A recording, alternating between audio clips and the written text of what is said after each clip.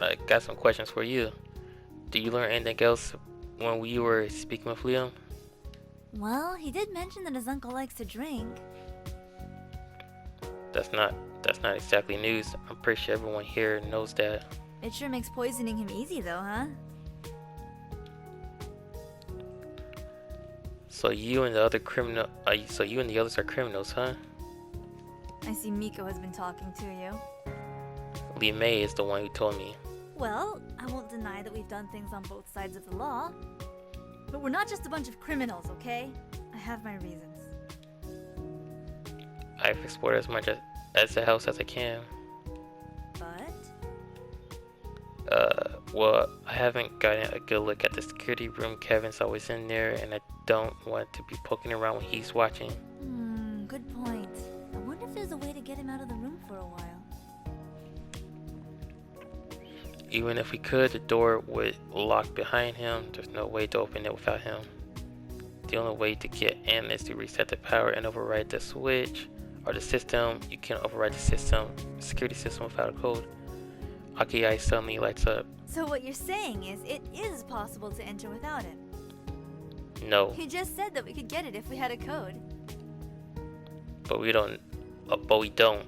I don't think Sophia's just going to tell us hers. I'm pretty sure she already did. What do you need? Naoki appears up beside me. He looks a little out of breath, as if he's run here as quickly as he could. Wait, did you just call him here? I thought he was still here the whole time. Yeah. Wait, so we saw his vision and then he left and he came back? Aki stares at me as if this should be obvious. It's better than sending a text, although the range isn't that great. She laughs. But first things first. She turns to Naoki and places her palms together, almost as if she's in prayer. I need a little favor, brother dearest. He frowns. Every time you say that we do something illegal, Well, it's for a good cause. you always say that too. I suppose I do. She smiles widely, showing off her teeth in a cheesy But grin. you'll help, right? He sighs. What do you want? When you guys first opened Mr. Otten's office, you saw Sophia's security code, right? Naoki looks around apprehensively. It seems he already knows where this conversation is going. Well, we're just going to try a little experiment and see if it works on other doors. Like the one on the security room. She folds her arms across her chest and draws her back up. She folds her arm across her chest and draws her back up. What? She paces between Aoki and I like a general giving orders. I'll distract Kevin while Con turns the power off. Kevin will no doubt head to the basement to fix the problem. Once the power's back on, Naoki will use Sophia's code to get the two of you access to the security room. I'll stall Kevin long enough for you two to get a quick look. See what you can get and get out of there. Got it? Naoki sighs. He looks resigned. Got it. Aki turns and looks at me expectantly. Yeah, I got it. I try not to sound too resentful. It's not an entirely terrible plan, but I don't like how Aki bossed me around. Good, then wait for my signal. Aki strides down the hallway and knocks on the door to the security room. After a few moments, Kevin opens it and lets her inside. Alright, Con, you're up. As soon as Aki starts speaking, I turn and walk down the hallway with long, quick strides. I hurry past the rows of doors and I quickly make my way down to the basement. Once I arrive at the basement, I flip all the switches off. The room plunges into darkness. Good job, now get out and quick. I race up the stairs and duck into the bathroom outside. I can hear muffled voices. Aki is talking to Kevin about something as she follows him down to the basement. After a few seconds, the lights flicker back on. At the same time, I hear the basement door slam shut. Alright guys, get going. I crack the door to the bathroom open slowly. In the hallway, Naoki is already busy punching in a string of numbers into the security pad. His finger race over the buttons, tapping each one in an even rhythm. The box beats softly and the door opens. The two of us leap through it and begin our search through the meager contents of the security room.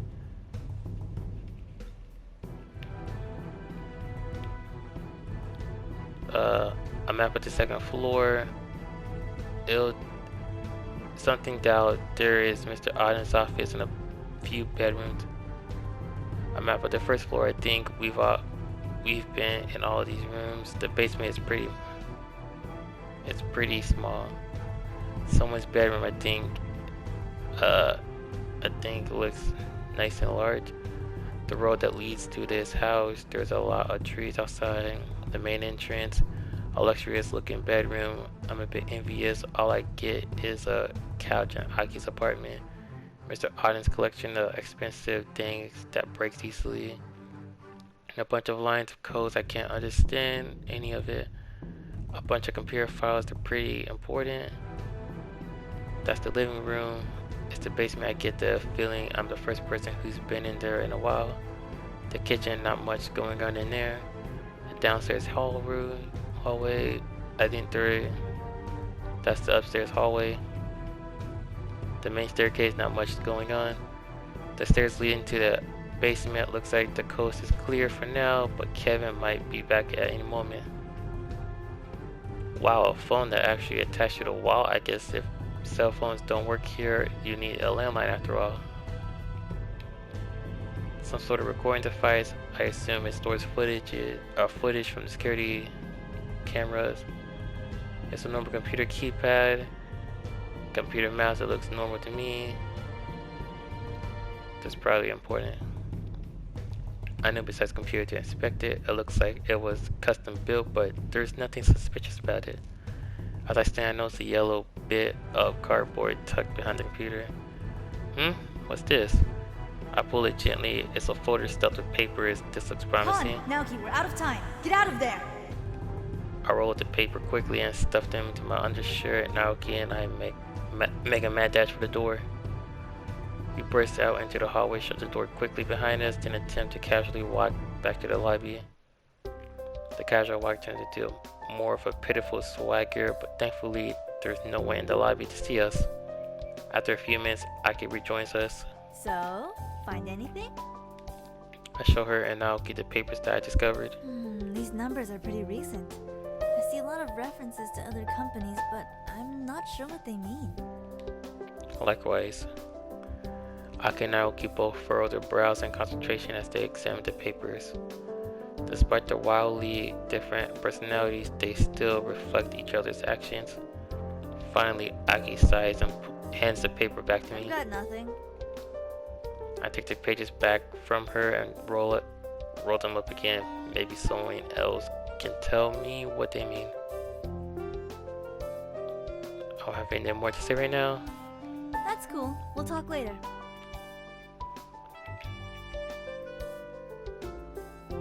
Papers of code.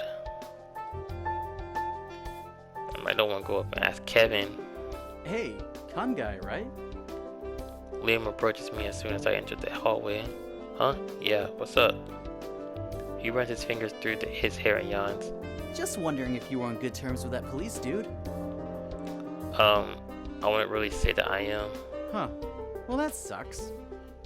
He shoves his hands in his pockets. I told him I wanted to go, and he was all like, I can't leave because Uncle is something or other.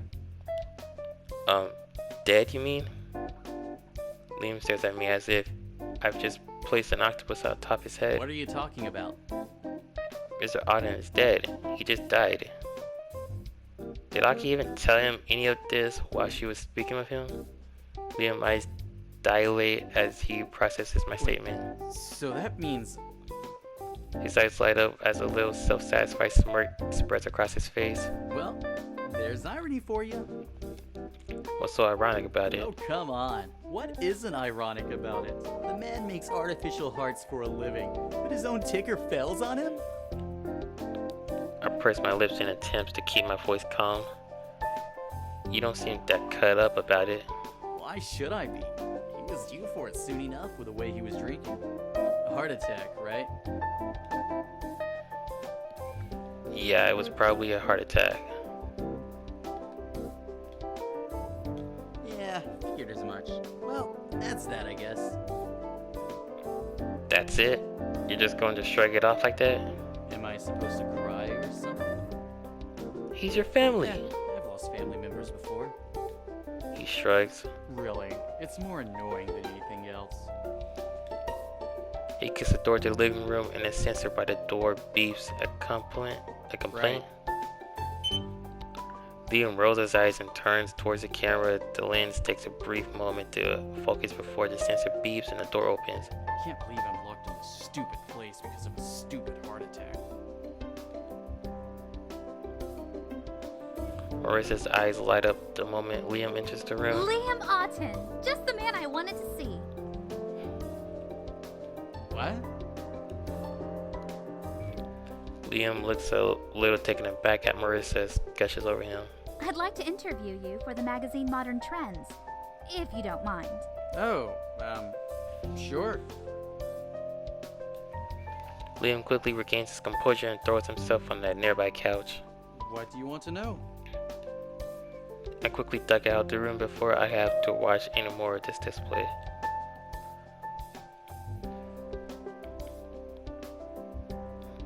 Let's go.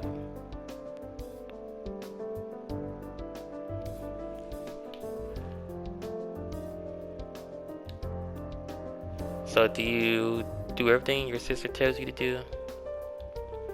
It seems like you keep giving up what you want in order to please her. Actually, it's sort of the other way around. Our mother died during birth, so Aki was the one who had to raise me. She gave up her life for my sake.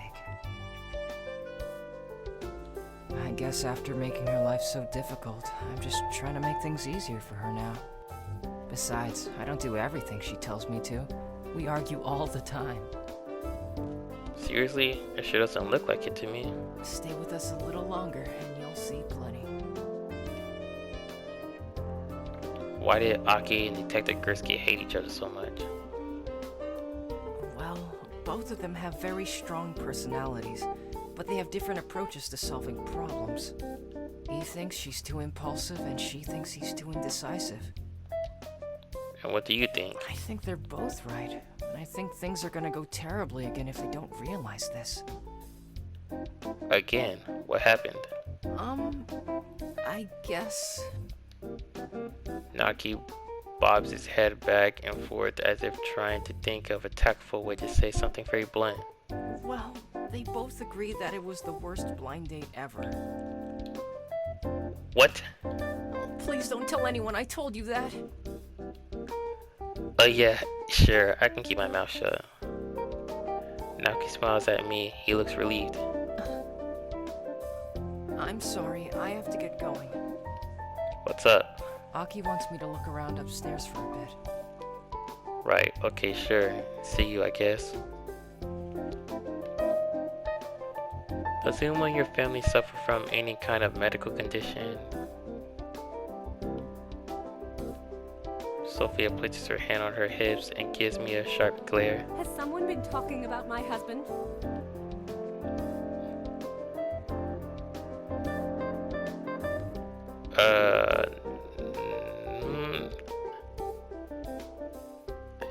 Yeah, Liam.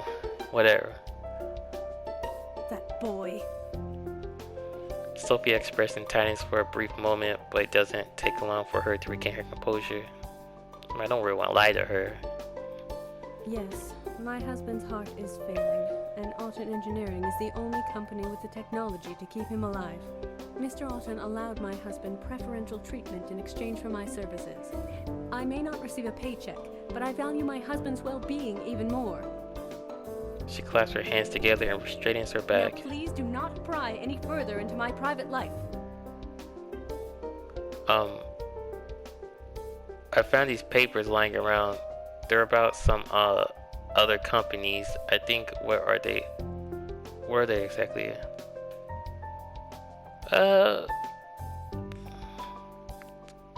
Might as well. Those are some of his ledgers from one of his smaller companies. I didn't know he owned other companies. Well, he's bought most of them up under various names or through organizations that he heads. Meaning? Meaning that his ownership of these companies is not readily evident. So he owns them in secret. Yes. Why? Many of these companies are financial institutions. His ownership of them could be seen as a conflict of interest with his business decisions at Auten Engineering. Can you think of any reason why anyone would want to kill Mr. Auden? Sadly, I could name several. Mr. Auten wasn't a very popular man in the business world. His most recent project stepped on a lot of toes. And that would be Organ replication. what? Auten Engineering is concerned mostly with mechanical organs like artificial hearts or lungs. But lately, Mr. Auten has been trying to find a way to grow organs from living tissue. The process involves taking a tissue sample from the patient and using it to recreate the organ they need replaced. It ensures compatibility and it allows for replacement of things impossible to substitute with mechanics, for instance, bone marrow. The end goal was to be able to recreate any and all parts of the human body when necessary. That sounds pretty sketchy. Well, under certain circumstances it is. Of course, technicalities aside, the ethics of such research. Well, there were the obvious protests, demonstrations, and death threats. Hang on, why didn't you mention this before? I didn't think it was important. Are you kidding? He received death threats and now he's dead? You seriously don't see the connection? But none of them seemed like serious concerns. Besides, Mr. Auten received death threats for lots of his work. I didn't think this would be any different. Really? Why did people threaten to kill him? He saved a lot of lives with his work, but people have died because of him too. Once in a while, one of the organs built by Auten Engineering malfunctions and someone dies as a result. It's not a common occurrence by any means, but they are tragic, and Mr. Auten often receives the full hatred of the victim's family. And of course, it's very expensive to get a replacement organ. People have gone into debt over them, and that brings about much hatred as well. It's starting to become more evident that why Mr. Auden doesn't like living around people. If that many people hated him, I'd probably lock myself up too. Or hated me. You'd think that with all the lives he saved, people wouldn't hate him so much. It's really not as simple as that. It's possible to do good things with bad intention. Whoa, she looks angry. I thought she was really distressed about Mr. Auden's death, but looking at her now, she definitely seems to be harboring anger toward him. I'm sorry, I really don't know much more than this. The only thing I know about his work is what I wrote for his press releases. I know he kept copies of all of his research, but I'm afraid I wouldn't know where to look. Was Mr. Auden planning to cut Liam from his will? He was. Liam's actions were very costly in terms of both money and public image. Mr. Auten wanted to punish him for his cavalier attitude. When Liam took up dogfighting a few months ago, that was the last straw. Last week, Mr. Auten informed Liam that he would no longer be inheriting anything. How did Liam take that? He was furious, naturally. He called Mr. Auten a selfish and greedy old man, and he said that he'd make him regret his decision. Mr. Auten never got around to doing it. A lawyer was scheduled to visit next week. As it stands, all of Mr. Auten's fortune now belongs to Liam. How convenient for Liam. Killing someone seems like a good way to get revenge, although I don't think Mr. Auden regrets much now that he's dead. Still, it's definitely something to keep in mind. Did anyone buy some cognac from Mr. Auden recently? That's an odd question. Is there any reason you want to know? We think it could be related to the murder. Because I wasn't in the room, so she would probably know I was lying. Are you sure? Surprise registers on Sophia's face for a brief moment. You don't think his cognac was poisoned, do you? What? Well, it certainly looks that way. The symptoms are all consistent. The pale skin, the sweating. If he were, I mean, if he were poisoned, what kind of poison are we talking about? What do you mean? Sophia paces back and forth on the floor, speaking rapidly under her breath. Why didn't I remember until now? She berates herself. Sophia spins around to face me again. This poison we're talking about, is it a sort of clear, oily liquid? Sophia, do you know what it is? She hurries to the cupboard and pulls out a white linen napkin. I just hope it's still here. She pulls out a plastic bin from underneath the sink. The recycling logo is painted on the side. With the napkin wrapped around her hand, she picked carefully through the pile of bottles and cans until she finds what she's looking for. Here. Looks like a water bottle. She holds up a simple plastic water bottle. It's empty, save for a few drops of water sloshing around the bottom. What is it? I found this in the incinerator yesterday. We burn our garbage daily. I pulled it out because it belongs in the recycling. When I picked it up, I got some of the contents on my hands. It's not water. The texture is more like oil. But what makes you think it's poison? Because I felt ill all yesterday after I touched it. The same exact symptoms you spoke of. What if it's the poison? What if the killer tried to throw it away? But it's just a water bottle you happen to find. You may have been sick for some other reason. No one in this house puts recycling in the incinerator. Mr. Otten has very strict rules, and we've always followed them. This is the only time I've ever seen something out of place. Please, just look at it. I take the wrapped bottle from her, being careful not to touch the plastic. It looks innocent enough, but if she's right, then there is only one person who could have poisoned Mr. Otten. Let's take this to Detective Gursky. Sophia nods in agreement. The two of us hurry down the hall and into the main lobby, where we find Detective Gursky and Aki talking with each other. Whoa, you two look like you're in a hurry. Yeah, I think we have our key piece of evidence. I hold up the bottle for Detective Gursky and Aki to see. And what is it? It's the poison. Or what's left of it, at least. It'll be easier if I just explain to you who did it. Fair enough. So who did it?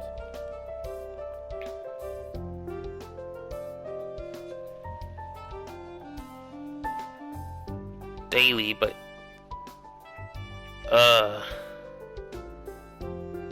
Sophia, Kevin, Liam, Marissa? I'm trying to think. She burned the trash daily.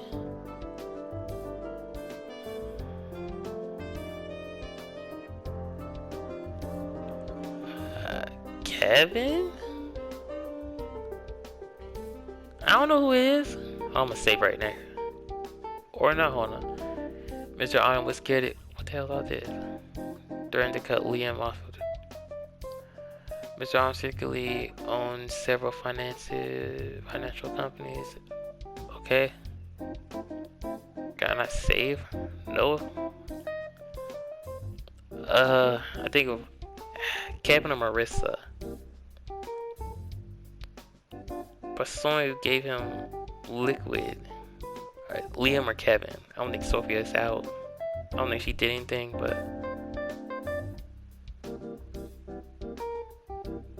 Kevin has a lot of resent. He's the only other one with the master code, so he can get in the room. Go Kevin. The IT guy? But how did he do it? He poisoned Mr. Otten cognac, most likely. He wanted it to look like someone from the outside poisoned it before it even arrived at the house, so he picked something that Mr. Otten would lock up in his office. How did he get into the office? I thought no one was allowed in. That may be true. That may be true for Sophie and Liam, but Kevin controls all the security in the house. I bet he has a master code that can open any Is that door. true? Yes, he's never used the master code, but it does exist. So he had means and opportunity. What about a motive? He did it for fun. He did it for an accident. He did it for revenge. Revenge? For what? I hold up the papers I found in the security room. Destroying his family business, of course. I found these in the security room. I hand the papers to Detective Gursky and he rifles through them, scanning each page briefly with his eyes. What am I looking at? Proof of ownership. Mr. Auden owned quite a few loans agency under assumed names. He gave out student loans to families like Kevin's, then changed their interest rates without warning, putting them into more debt than they could handle. The debt that he supposedly rescued Kevin's family from was one that he created himself. So Kevin would bear a grudge against Mr. Otten for cheating his family and using him. That's a good enough motive for me. And he's the only person with the means to do it. Sophia found this in the incinerator. We think he carried the poison in this bottle and then tried to destroy the evidence. Meaning that we'll probably find his fingerprints all over it. A frantic beeping noise interrupts our What discussion. is that? The house is coming out of lockdown. Kevin must be unlocking all the doors. I groan. Of course, he can see us. I'm holding his stupid murder weapon in my hand. He probably knows we got him figured out. Kevin isn't going to leave through the front. We never let him past us. Sophia, what other exits are there? There's an emergency door in the museum. Detective Gursky and Aki exchange horrified glances. Lee May! Is there any way to lock all the doors again? There's a panic box upstairs that... Don't explain it, just go! Sophia turns and dashes up the stairs while the rest of us race towards the museum. Detective Gursky grabs the handle of the door and pulls, but the lock by the door beats stubbornly. He pounds on it with his fist. Kevin, we know you're in there! No response. Kevin! Aki glances at Naoki and nods. He nods in return before punching in a string of numbers into the box beside the door. The box rewards us with a friendly beep and a click. Detective Gursky kicks the door open and we rush in. Don't move! Kevin stands across the room from us, one hand firmly on Lee May's shoulder, and the other holding a knife to her throat. Kevin, it's okay. Detective Gursky holds his hands up for Kevin to see. Just going to talk. Where's your gun? Pull it out and shoot him. What if I don't want to talk? Kevin shakes his head vehemently. I'm not stupid! No, you're very intelligent. You should know that Sophia's locking the doors and there's nowhere to go. So why don't you just put that knife down and let us talk? Kevin's gaze darts back and forth between us and the exit. You're lying! Aki steps forward slowly, hands held into the air. Kevin, please. Just let her go. Can't you push her, convince him like you did with Liam? Kevin's expression softens for a brief moment, but he doesn't release Lee You May. think I'm gonna give up my only bargaining chip? He presses the tip of the knife to Lee May's neck. A small bead of blood appears where the knife had punctured her skin. It runs down the side of her neck slowly, leaving a single crimson trail on her pale skin. Lee May's body shudders and her eyes grow dull. In a single fluid moment, she snatches the knife from Kevin's hand and spins around, pushing him to the ground. Without hesitation, she raises the knife above her head and sinks the blade into Kevin's back. Into his back. Kevin stares at Lee May with muted disbelief. His entire body begins to shake and he collapses to the ground. Blood pours from his cut, seeping into his clothes and creeping across the floor, and I find myself unable to do anything. My body is frozen in shock. The world around me is fuzzy, distant. I see Detective Gursky kneeling beside Kevin. He's shouting something at Naoki, but I can't understand what he's saying. Aki rushes forward and wraps her hand around Lee May. This is the first time I've seen Aki look so frightened. Lee May stares at Kevin, a motionless body, as if she's never seen him before. The knife in her hand slips from her fingers and falls to the floor with a dull clatter. This can't be happening. There's no way this is happening. I can hear my own heart pounding against my ribcage as blood rushes through my head. The world is starting to grow even fuzzier. I feel ill. I clutch at my stomach and stumble a few paces back. Kevin is dying and my Kansei is soaking up every moment of it. I struggle to remain standing, but it's useless. As I fall forward, the world around me turns black.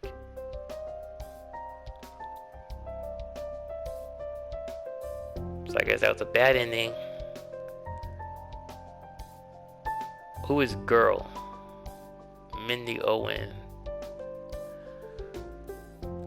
Chance. She wasn't in this game. She makes a reappearance.